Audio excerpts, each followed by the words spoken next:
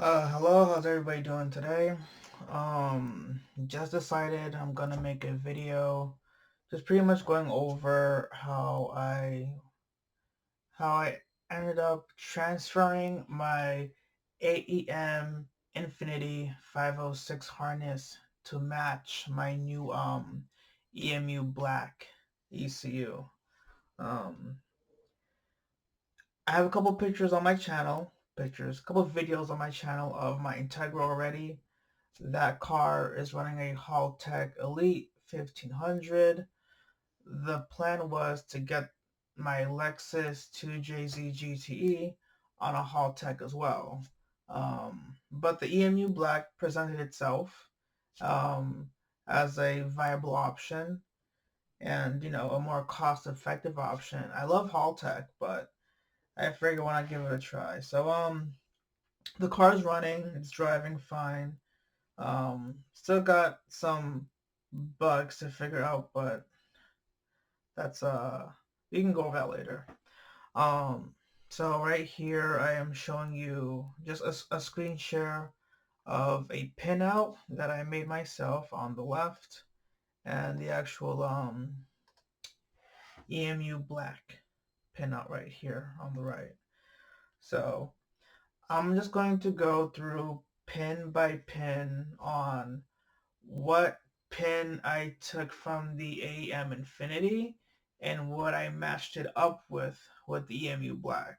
The reason I did this is because the car already had an Infinity on there. It had a harness for the Infinity. So instead of rewiring the entire car, I just went pin by pin and I matched this pin with that pin, this pin with that pin.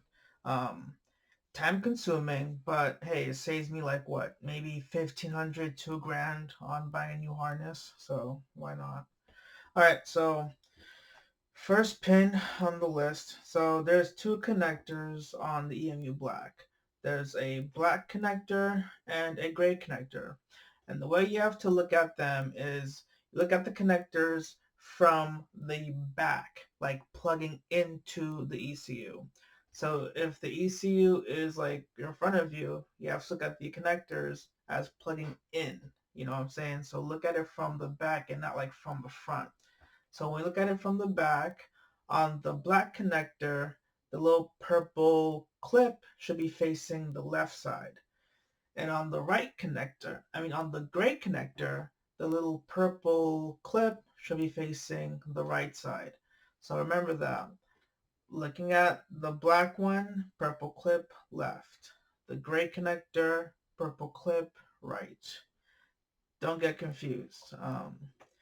So on the black connector, the first pin right here is from the AEM Infinity pin 44, which is knock sensor. So what I gotta do is match the knock sensor pin 44 from the AEM to knock sensor, which is pin 3 on the black connector, showing you right here, pin 3, knock sensor in number 1. The AMU Black has two knock sensor inputs. I use one of them. I'm using the OEM Toyota factory knock sensor. Um, Next one.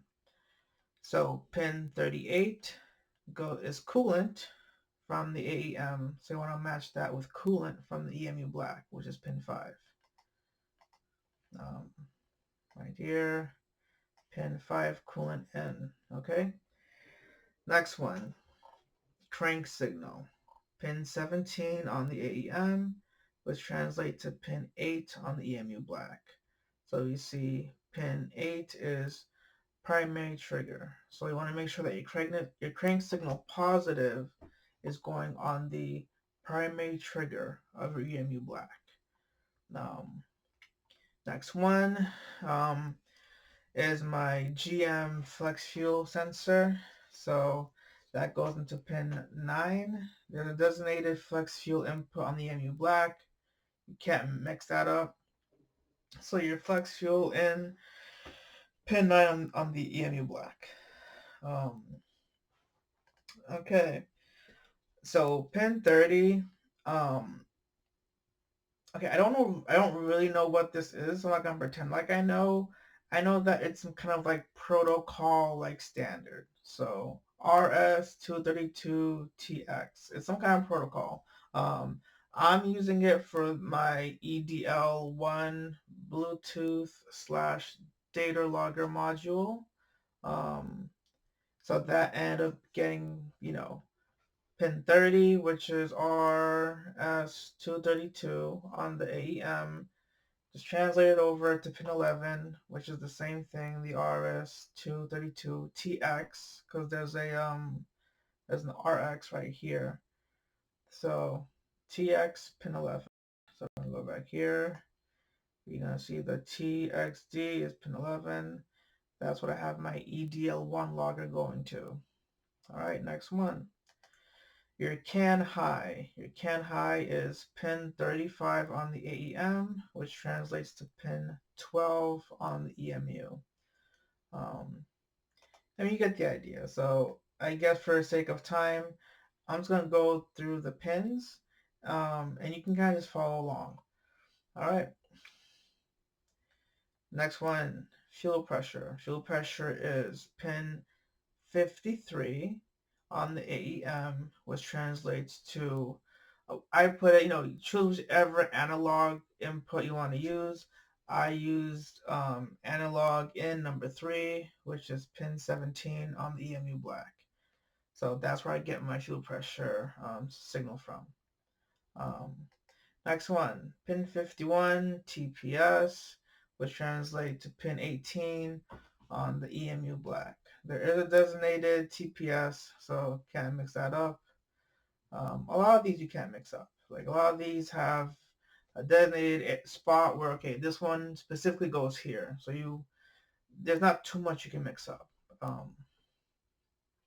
So don't be afraid to tackle this. Pin 41 low side switch. I put this in pin 23, but I didn't end up using this actually. So don't worry about this. What these switches are, so pin 10, 23, and pin 36, right? These are if you want to, manually have a switch connected to the EMU black to something else that you could like turn on and off. So it's literally like a switch, like a manual switch. Um, you wouldn't put sensors there.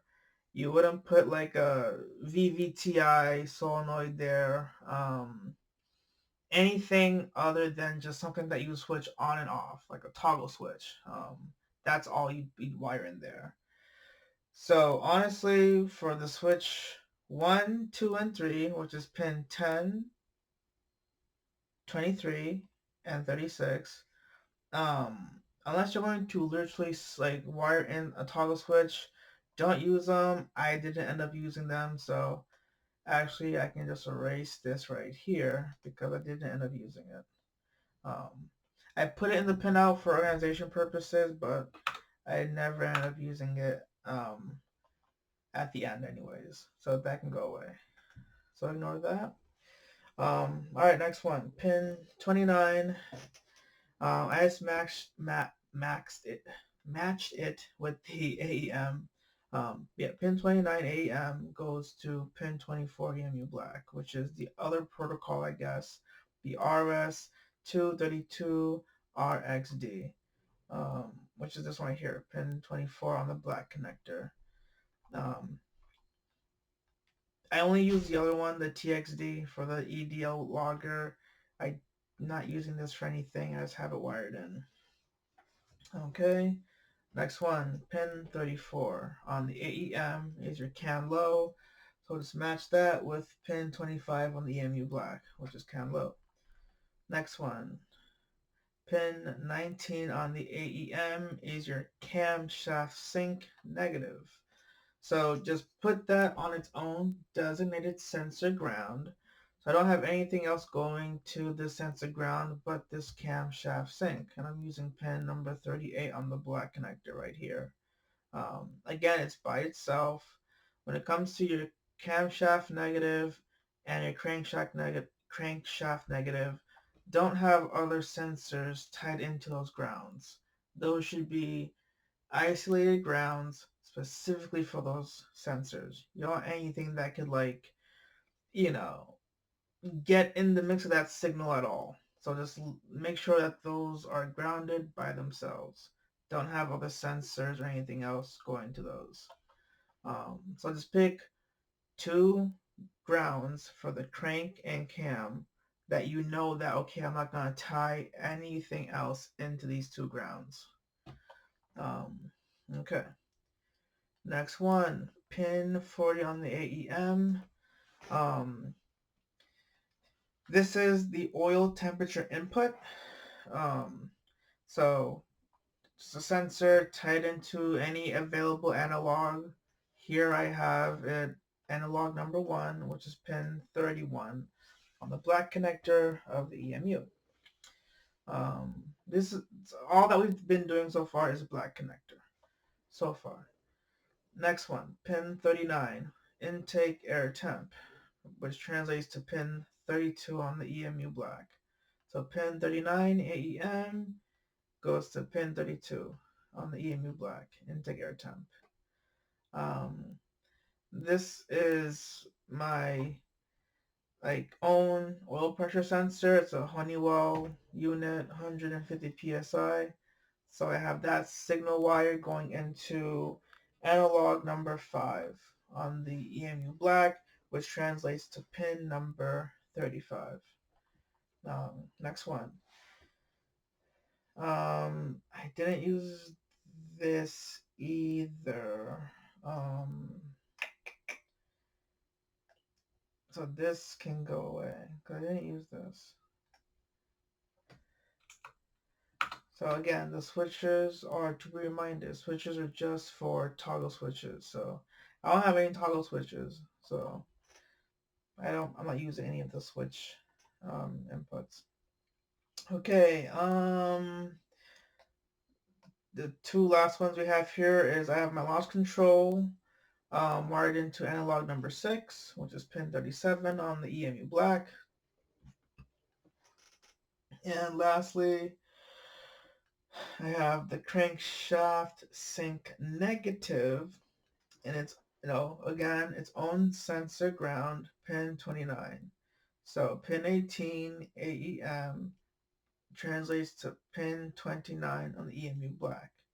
Crankshaft sync negative. All right, done with the black connector. Now we're moving on to the gray connector. All right, just gonna kind of wrap it up over here. I set up my rolling anti-lag on an H-bridge because on the H-bridge pins on the EMU black, those send a 12 volt signal. So you can use those for a number of things. I'm just using it for my rolling anti-lag. So I'm using pin 32 from my AEM, which is what I had it set as anti-lag, to now pin number 2 on the gray connector, which is H bridge number 1A. Next one, pin number 21, which is my thermal fan relay. That's wired into auxiliary number 6 on the EMU black, pin number 4. Next one is my VVTI solenoid, which is wired into aux number 2, which is pin number 13 on the EMU black. Next one, pin number 66, which is injector number 4. It's funny, I used the same pin.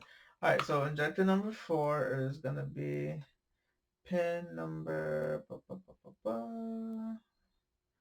go right here, pin number 6. I put 66 there earlier, LOL. So pin number 66 AEM, injector 4, pin number 6 on the gray connector, EMU black. Next one, pin number 78. That's your injector number 1. That should go into pin number 7 on the EMU black, injector number 1. Right here. All right. So I have the OEM factory 2JZGTE coils. So there are 3 coils. Um, there's one per 2 cylinders, right? So it's like cylinders 1 and 2 share a coil, 3 and 4 share a coil, then 5 and 6 share a coil. Um, I think that's pretty much how it goes, right? So when you look at the motor from the top, so you're only using 3 coil, like 3 coil pins in the EMU black, because it's not where I have like um individual coils, like like smart coils. So there's not like 6 separate coils in my car. It's the factory system. So 3 coils, 6 spark plugs type of deal. So 1 coil per 2 cylinders. So just remember that, like as I'm going through it, this is the factory ignition system pretty much, not coil on plug. All right, so with that in mind, let's continue for the ignition. Pin number 14 on the AEM, that's your igniter 1 and 6, right? So that translates to ignition coil number 1 on the EMU black. So that's pin 8 on the gray connector. Next one, pin number 12, that's your igniter for 3 and 4, which translates to ignition coil number 3, which is pin 9 on the EMU black. Pin 47 on the AEM is the EFI relay switch. That should go to an auxiliary. So I have mine going to auxiliary number 3, which is pin 5. Auxiliary number 3, pin 5, yep. Pin 66 is injector number 5, which goes into pin 14 on the EMU black. Pin 77 on the AEM, injector number 2, which goes onto pin 15 on the EMU black. Pin 13 on the, which is part of the ignition. So pin 13 is igniter 3, the last one. 3 plus, sorry, it's igniter 2 plus 5, ignition coil number 2. So pin 13 is igniter for cylinder 2 and 5, which translates to ignition coil number 2, which is pin 16 on the EMU black. So pin 13 to pin 16. And that takes care of igniters for cylinder 2 and 5. And you connect that to coil number 2. So, and that handles the ignition, right? So right here, 1, right? 2, right? And then 3, last one. So if you're using your OEM factory, Toyota ignition for the 2JZ GTE, that's how you want it set up. All right, let's keep going. This was on the first start guide on the EMU Black website. It mentioned, the shielded wire, which is like a drain, I guess, like a drain. I think maybe it's like what lets the ECU kind of completely power off and like drain it of like any residual charge it might have, so it can completely power off. I think that's what it's for, anyways. But it said that in this first start guide in the EMU Black to um like to put some heat shrink around this wire and then to pin it to a power ground. Yes. So we want to take the shielded wire. It's just like a wire of just like, it's like exposed wire. Like, right, it looks like a ground. It's exposed like wire.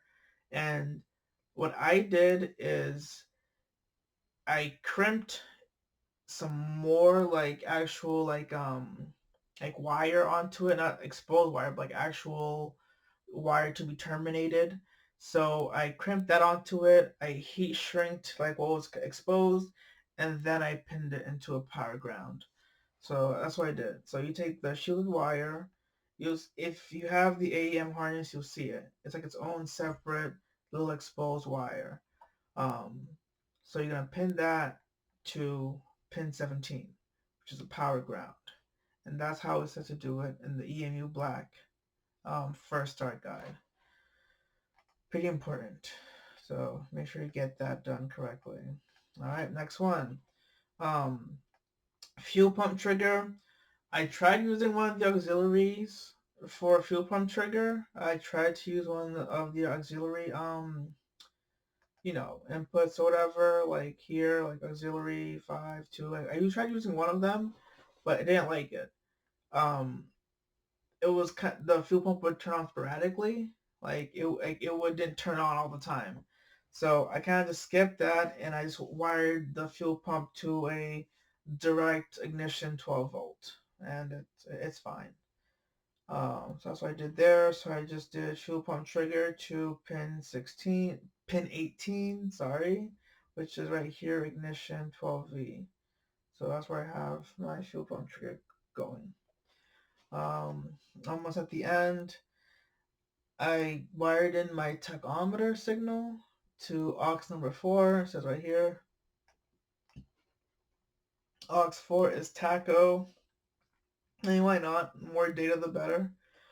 I think it's helpful if the ECU knows like how fast I'm going, or I wasn't easily able to wire in the VSS, right? If you have that, then like if it's easily for you to do that, wire in your vehicle speed sensor, right? So get that done. But it's not easy for me to do, so I just wired in my tachometer. Next one, my boost controller. So my Mac 3-port boost solenoid, I have it tied into auxiliary number 1, which is pin 21 on the gray. Alright, the two last ones on the gray connector, pin 64, which is injector number 6, goes into pin 22 on the EMU. And then the last one right here for the AEM to EMU conversion is pin 76, which is injector 3, goes to pin 23 on the EMU Black. So that's pretty much it. I went over some, like not everything. I'll just go over what I didn't go over here. Um, some of the stuff kind of speaks to itself, right?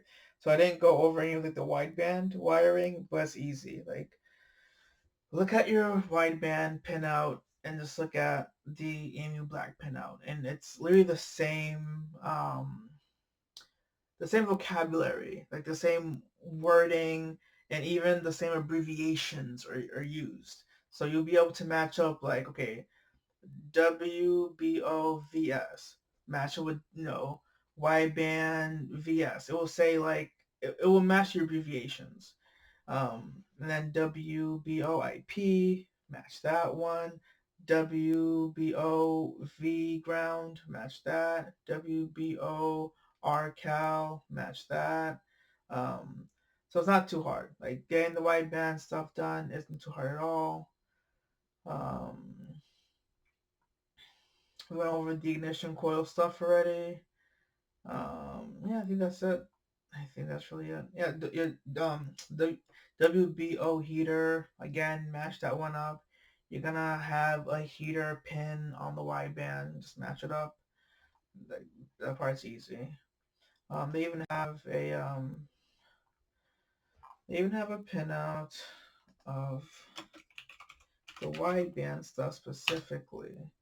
So if you need help right here, if you need help with the wideband, like pinout stuff, should be able to just go on Google, hit Google Images, and just get a picture. To open your photo gallery, just say open, followed by the name of your photo gallery app.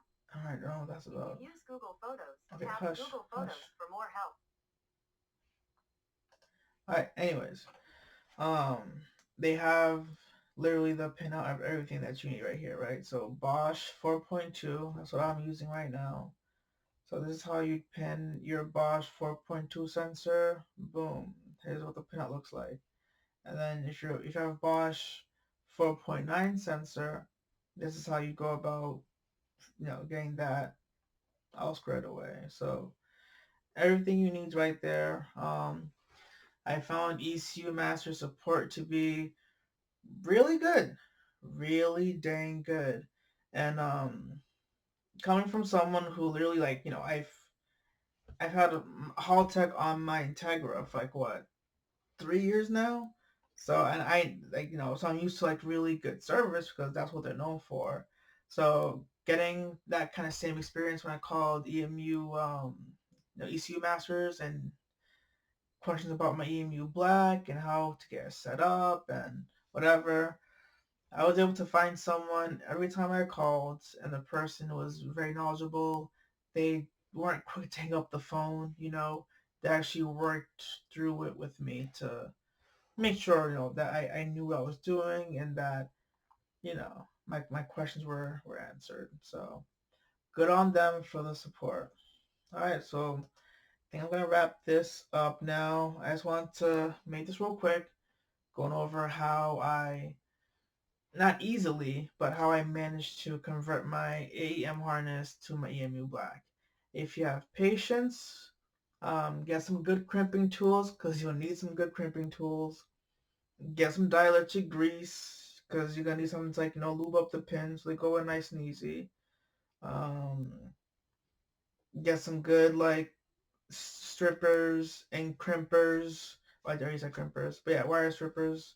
Um, But yeah, just be patient. Make sure you get the right tools for the job, and I don't see any reason why you can't do that. I did it. It took me a couple days, but my car is running like perfectly. Again, a couple of bugs here and there to sort out, but the car is running very smooth. All right, have a lovely day. Take care.